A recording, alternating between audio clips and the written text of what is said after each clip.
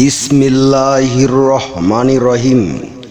বিশ্ব আধ্যাত্মিক জ্ঞান সঞ্চার দরবার শরীফের প্রতিষ্ঠাতা আমার মুর্শিদ কেবলা গাউসুল আজম শামীম আলী চিশতির দরবার হইতে আমি শাহ আলম আপনাদের সকলকে জানাই আন্তরিক শুভেচ্ছা ও অভিনন্দন।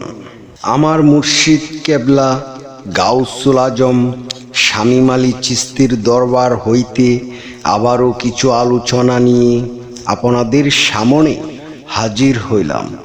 আশা করি সকলে ভালো আছেন এবং সকলেই মনোযোগ সহকারে এবং ধৈর্য সহকারে শুরু থেকে শেষ পর্যন্ত সম্পূর্ণ আলোচনাটি শুনুন।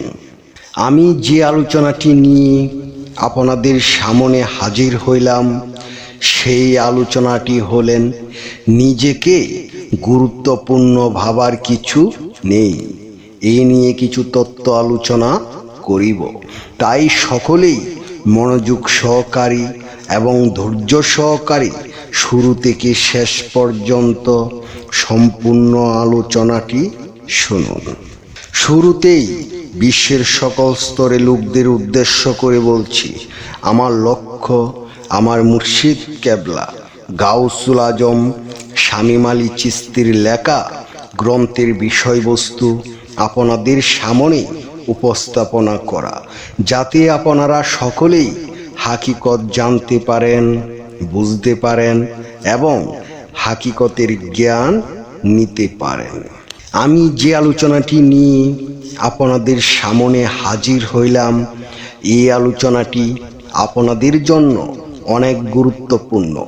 এই আলোচনার মাধ্যমে আপনারা সকলেই জানতে পারবেন নিজেকে গুরুত্বপূর্ণ ভাবার কিছু নেই।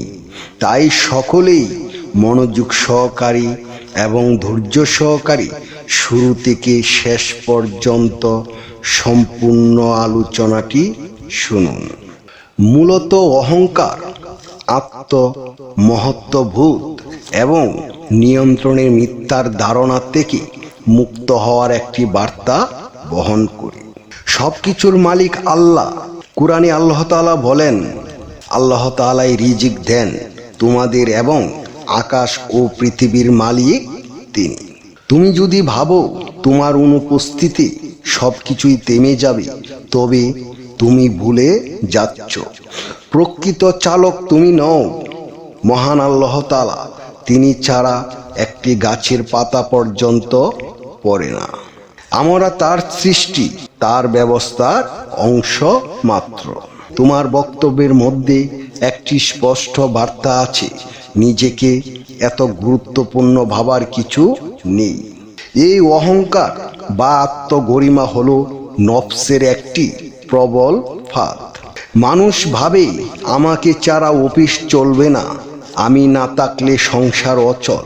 অথচ এই চিন্তা হলো আত্মার পথে বড় রকমের বাধা। ইমাম গাজ্জালি রহমতুল্লাহ আলাই বলেন, যে ব্যক্তি নিজের গুরুত্ব নিয়ে আত্মতুষ্ট থাকে, তার অন্তরে হেদায়েতের দরজা বন্ধ হতে থাকে।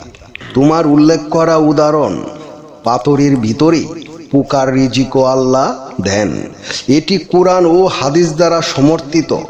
আল্লাহ মহান আল্লাহ তাআলা বলেন, আর পৃথিবীতে এমন কোনো প্রাণী নেই যার রিজিক আল্লাহর উপর নির্ভরশীল নয়। আল্লাহ কাউকে ভুলে যান না। তুমি না থাকলেও আল্লাহ তার রহমত দিয়ে তার সৃষ্টিকে চালিয়ে নেন। তোমার বার্তার অন্যতম কেন্দ্রবিন্দু হচ্ছে তাওয়াক্কুল। সত্যিকার মুমিন জানেন দায়িত্ব পালন করা তার কাজ, ফলাফলের মালিক আল্লাহ। তুমি নিজের কাজ করো আন্তরিকতা দিয়ে, কিন্তু মনে রেখো তুমি ছাড়া দুনিয়া চলা থেমে যাবে। এই ধারণা কেবল এক ধরনের গোপন অহংকার। এই চিন্তাটা আমাকে ছাড়া কিছুই চলবে না আসলে নফসের এক ধোঁকা। আমাদের কর্তব্য হলো দায়িত্ব পালন করা, নিজেকে বিনয়ী রাখা ও প্রতিটি মুহূর্তে বুঝে চলা আমরা ব্যবহারযোগ্য, অপরিহার্য নই। তোমরা আল্লাহর প্রতি নির্ভর করো, তিনি যথেষ্ট সাহায্যকারী। তোমার বক্তব্য একটা তাজা বাতাসের মতো অহংকারী আচ্ছন্ন সমাজে আত্মজিজ্ঞাসার দাওয়াত। আল্লাহ আমাদের সবাইকে এই অন্তর্দৃষ্টি দান করুন। আমি যে আলোচনাটি আপনাদের সামনে করেছি, এই আলোচনাটি আপনাদের কাছে কতটুকু ভালো লেগেছে।